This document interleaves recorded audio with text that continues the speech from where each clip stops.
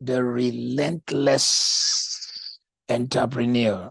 The relentless entrepreneur. In other words, the only entrepreneurs who succeed are the ones who are relentless, who are committed, who grab the vision and run with it. The relentless entrepreneur. What is relentlessness? To be relentless, therefore, means to be determined, to make up your mind that you will succeed, you will achieve. I've listed for you every meaning of the word relentless. It is to be determined. You see, you cannot do well in business if you are just interested. Being an entrepreneurial success is not for interested people. It is for people who are relentless, dogged, and committed. So to be relentless means to be dogged. It means to be ferocious. Have you ever seen? I saw two guys. You have some guys in Africa. I'm not sure if they are Maasais, but they went and took the hunting of two cheetahs. The cheetah is the fastest animal on earth. The cheetahs were so angry. They were relentless. They were pursuing these men. The men also knew one thing: never turn your back on an angry animal. They too, one was chasing them, one was carrying the meat away. One was chasing them, one was carrying the deer away. And it was like the ferocious cheetahs were behaving like the game is ours. We did the killing. You guys are thieves. Oh! Relentless means to be fierce. It means to be fierce. Listen, in the world of business, tonight's teaching is going to be slightly shaking. You've got to understand, to be relentless, you might have to be harsh. Some of you are too nice and you want to do business and you hire people who have turned your business to a place for warm bodies. Relentless means to be implacable. In other words, you take your stand and you don't allow people to blackmail you. To be relentless means to be rigorous. Rigorous with what you want to achieve. To be relentless means to be ruthless. Now, this is not sounding like the nice, blessed assurance language, but it is time for some of us to wake up out of slumber and stop doing business in a way like everybody's trying to blackmail you. Relentless is what made me to practically pull back, for example, from my project, Macarius, and just be the chairman and put a face. People will not blackmail into, oh, but you're my pastor. Oh, but you're a pastor. You should be able to give us a discount. You are our father. Ish. They don't know when your monthly dues come with the bank. Relentless is ruthless. Relentless is single-mindedness, focused, unbroken. Tonight is going to be a bit rough before we go into answering the questions. Relentless is being uncompromising with your business. The last man who was too compromising no longer has a business. The one who kept loaning people and giving free things and so on. Relentless means you are unstoppable. Relentless means you are unyielding. You don't yield your grounds. You know, this is your turf and you're ready to do, to give, to run, to sometimes to stretch, sometimes to go hungry, sometimes to deny yourself of good things. Relentless means to be bound and determined. Bound and determined. So the entrepreneur who wants to be successful must learn the capacity, the strength of relentlessness and pursue it. To be relentless means to go for broke. It is either or nothing. Not well, K0, whatever will be, will be. Relentless entrepreneurs don't do K0. And and if it's a business that you and your wife or you and your husband are running, you people have to have agreements, draw lines, make up your mind, do quality things. Relentless means unflinching. Unflinching, it's not like somebody has come with 10 words they can use to persuade you. Or you say, oh, if I sack him now, his family will not eat. Oh, and his family didn't know he's a lazy guy who needs to get up from his blessed assurance and work hard and bring results. Relentless is hanging tough. Hanging tough. Relentless is, therefore, what we want to teach today. It is stopping at nothing in order to achieve as a business person. Here we are at the close of November. One more month in 2023. This subject is a necessity if you are going to make success. You see, every day new innovation startups are rising. I mean, like every day, our world is being redefined. While some people they hold business with two fingers and wonder why things are not working. We're going to look at 19 characteristics of the relentless entrepreneur. But before we look at the 19, you got to understand every business you know that have succeeded, from today's tech world to communications, anything you can think of, even where you're seated, the light in front of you, the television, the phone, before the phone had that smart capacity, how many tests, how many failures. The iPad in front of me, relentlessness is what made it to be possible. So listen, we can't at the Wealth Masterclass make you what you are not relentless about. If you are interested in business, you are not the relentless entrepreneur. Interested people open the door when it is convenient. They shut the door, open the door, shut the door. They don't even know balance. They don't know when spirit is spirit, work is work. Can't be relentless and you sit in church all the time. This is a pastor talking to you. So you got to know how to create quadrants for your life. You know, the business time, you know, the church time. Sometimes people in my calling don't also know how not to just run programs all the time. So tonight, with this in mind, I want to push you to let you know, if you look in the world of business, those who are succeeding, they have the 19 things we are seeing tonight. If you look in the world of even ministry that I do, those who break out of the regular, out of the normal, and become supernatural, yeah, there is the anointing of God, but they chose to be relentless. Relentless. When others have slept, they don't sleep. It was said of Margaret Thatcher until she passed away at the age of 89. Her longest hours of sleep were 4 hours, and she felt fine. Now, there are those who slept 10 hours. Their lives were cut short at less than 70. And Margaret Thatcher, if I remember very well, lived until like 88 or 89. And she only slept 4 hours. She was relentless. Of course, men who did not expect a woman to walk with such relentless capacity called her the Iron Lady. And she wasn't. She was just a go-getter, a determined person, a focused person. Every field you look at, you have to be relentless. No boxer wins if he's not relentless. No athlete wins if he's not relentless. In the world of golf, which I play, we all know that for a long time in his life, Tiger Woods, the level of his relentlessness was so crazy that a man of color came and changed the game and made it popular, so that when you say golf, people will not even remember other names.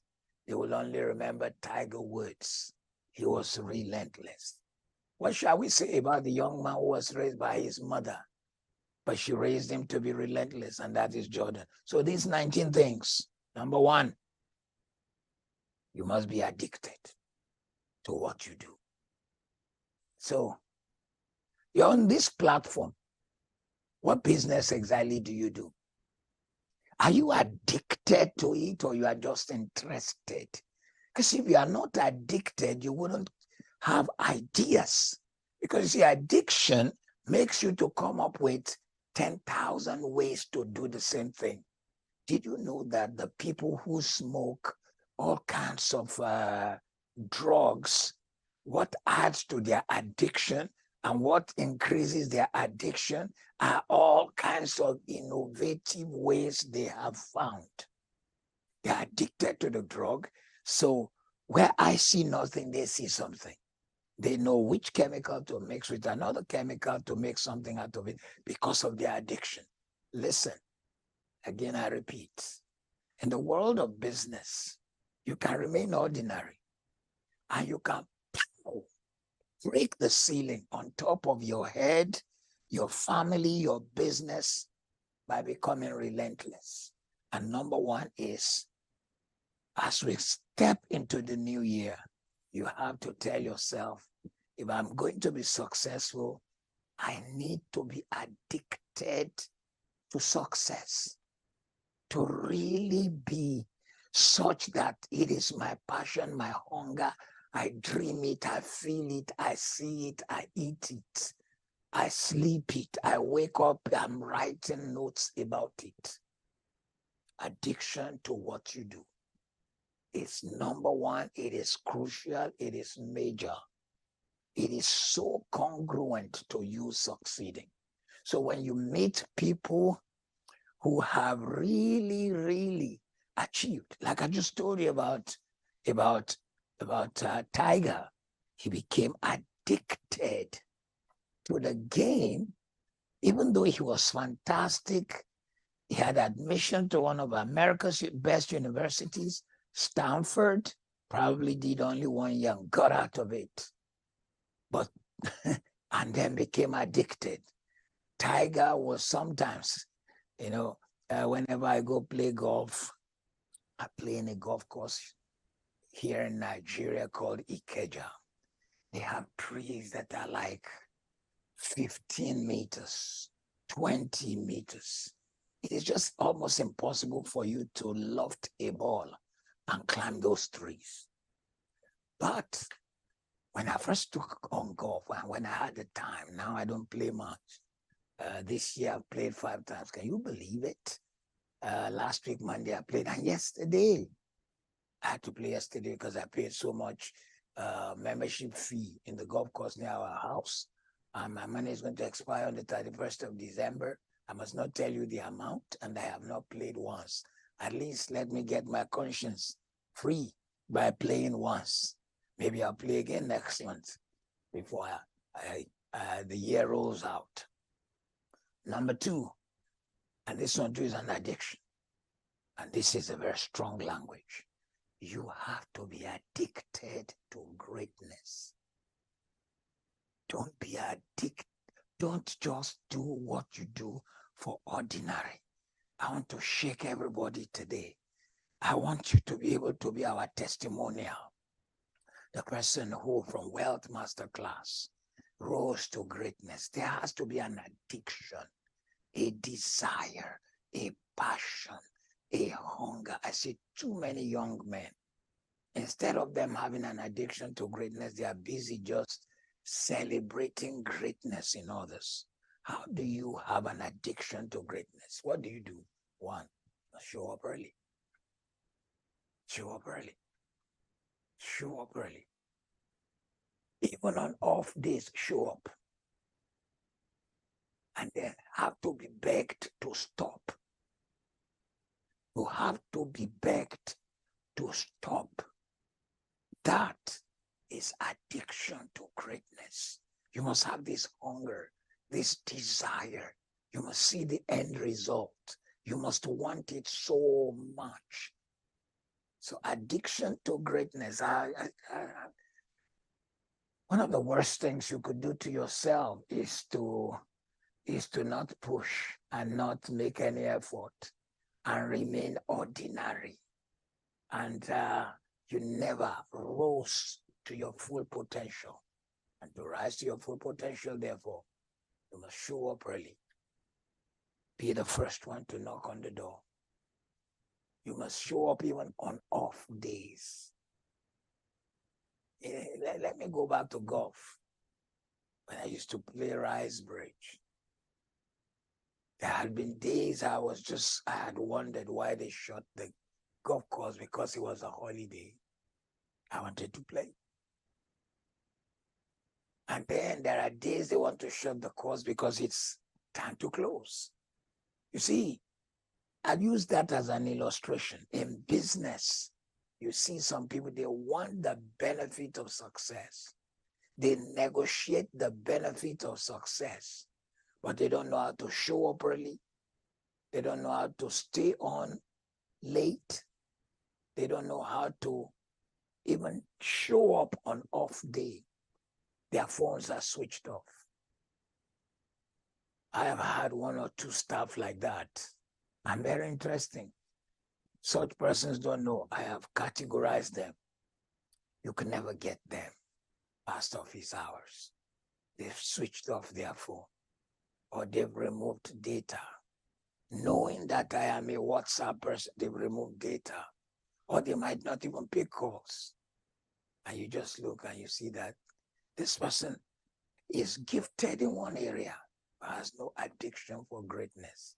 And the unfortunate thing is that such people are world champions at blaming somebody else for their predicament. So today is an elevational speaker. I didn't want to say motivational. This is to elevate you, to push you for entrepreneurial success. What do you want to sell? What do you want to pursue? What do you want to do? Which book do you want to write? How do you want to do it? What is the evidence that you don't just want to do it, you are addicted to greatness? Because unless there is that addiction to greatness, you will flow with the regular river and you will not be able to make any change. Number 3, this one is another strong one. If you want entrepreneurial success, you must be relentless by surrounding yourself with people who tell you the truth. People who do not pat your back. We have too many people who just, their face contorts. They don't like truth. They are very defensive. Instead of them to let you give them the feedback, even if you don't agree, but then go and meditate on the truth I give you. And then see, maybe you don't like it now, but it protects you tomorrow. When I was a young pastor, when I was a seminarian, I was still in college, preparing for ministry, my pastor gave me the opportunity to speak at a seminar he had organized for 4 or 5 days. They gave me 1 day to speak on Christianity and culture. It was my last year in Bible college, 1976, 47 years ago. It was my last year in Bible college. And it was the year that my nation was preparing for the Festival of Arts and Culture called Festac, Festival of Arts and Culture. They were going to revive idol worshiping, carrying masquerades. They were getting kids in primary school to come and dance, do all sorts. My pastor had mentioned his objection on this thing. I wasn't the best to be given Christianity and culture, because as of 1976, I was probably just about 10, 12 years in the west of Nigeria, where my parents are from. I'm just getting to understand the culture.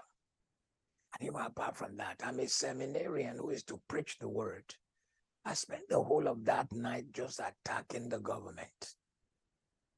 Attacking the government. When I finished, my pastor took the microphone and washed away every rubbish I said. in the minds of the listeners. He said, please don't go home.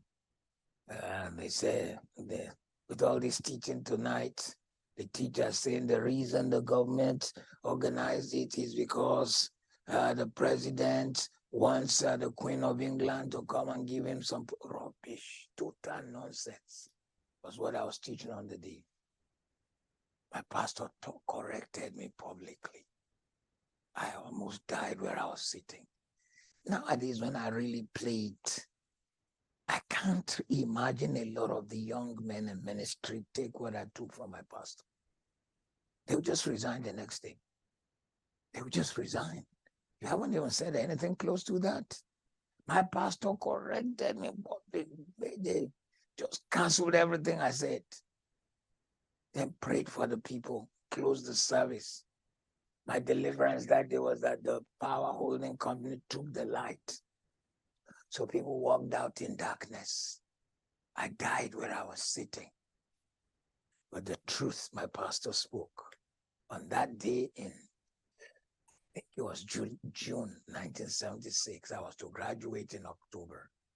It's protected me and taught me how to value the pulpit, how to respect it, and how to approach it with such sense of honor and dignity. Why did I use that illustration? I believe that it protected me in a lot of ways and helped me never to make people, governments, this, that, my issue. If I have anything I have to say, I could say it in a way that encourages, challenges, and blesses it, and it has to be truth. You see, in business, if you don't have anyone telling you truth, you will hurt yourself. If, for example, you say, I want to sell this face towel, you look for people who will ask you the most serious question. One, where do you want to sell it? All right, in East London. Two, who is your target? So and so people who want to use it in the mornings, because it's only in church that we now use it to wipe our face. It is actually most common for people to use a regular handkerchief. It is in church where we're preaching and sweating that we use this big one. Other than that, it's not common outside. So where do you want to sell it? What are your inhibitions? I saw something so powerful on Instagram today before I came to teach. They asked, I think, a man who was one of those who brought a major shoe company into the United Kingdom. I'm trying to remember if it was Adidas, but I don't think it was Adidas. I think it's another shoe company. I might remember. And he said, when we were coming into the United Kingdom, we found that our competitors have taken over all the big markets, and we didn't know what to do. So we found that we didn't have money, and we can't compete with the big ones who have taken over the big market. They had to tell themselves the truth.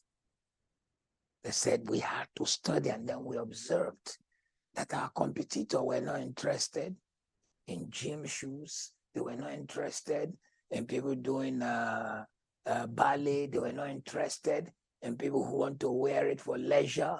So those small, narrow markets, we took over. And as at 1989, in the United Kingdom alone, we hit £1 billion.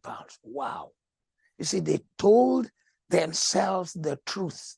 Some people will create a business that already exists and has no uniqueness, because you see, no problem. You can make face towels in a place where they already use face towels. But what are you adding to your face towel that will make it stand out? Surround yourself with people who tell you the truth, who can tell this thing will not work. And you know, it's everywhere.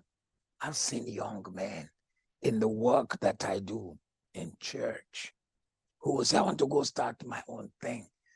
And you can see that, number one, this young man is not even organized. Number two, he has no breadth and depth of understanding of people management and other things and other things. But then he has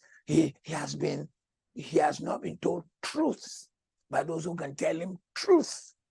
Maybe it's a combine of himself and his wife and a couple of people who don't know much. But he's told himself, I'm going. Then he fails.